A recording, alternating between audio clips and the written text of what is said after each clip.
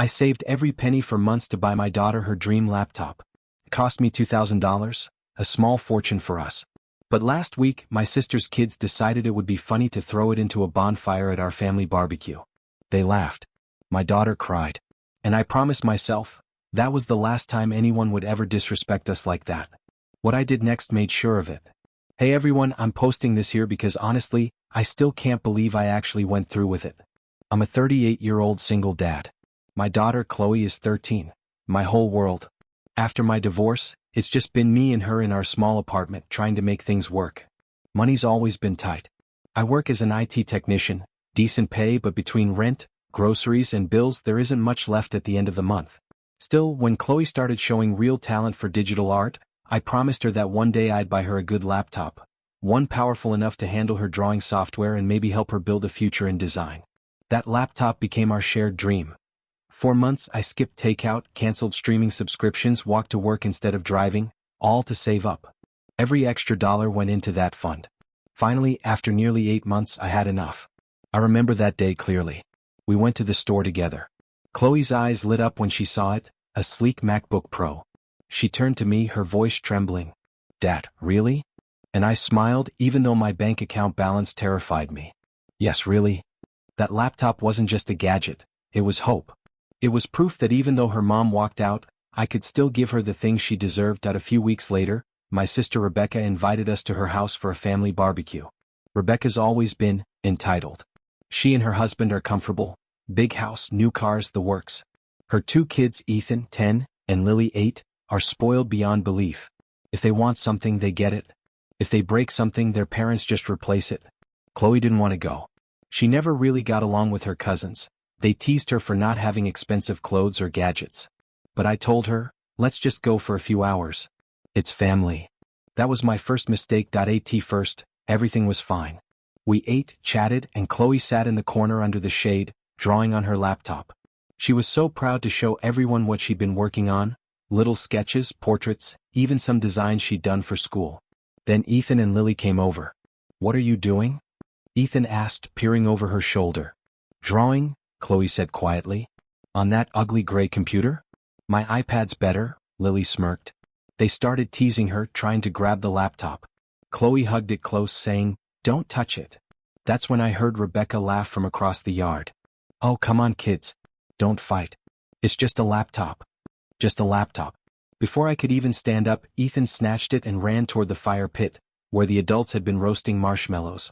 "Ethan, don't," I shouted. But it was too late. He tossed it in. The flames swallowed it instantly. That hiss, that sound of melting plastic, will haunt me forever. Chloe screamed. Everyone froze. And then, they laughed.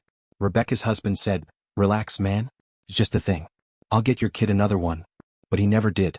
They all brushed it off like nothing happened. My sister even told Chloe, "You shouldn't bring expensive stuff to parties if you can't handle it."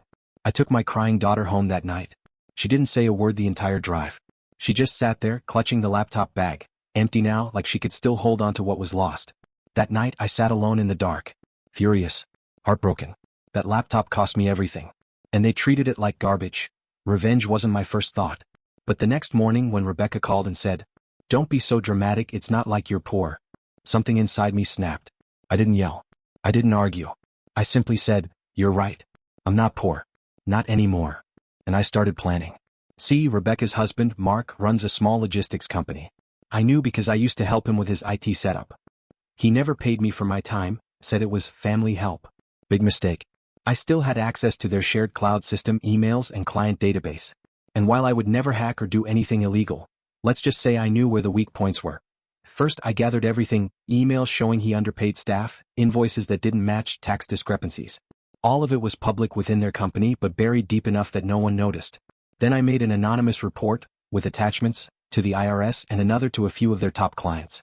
I didn't forge or fake anything. I just organized the truth. Within weeks, Mark's company was being audited. Contracts were canceled. They lost a few big clients. Rebecca called me crying.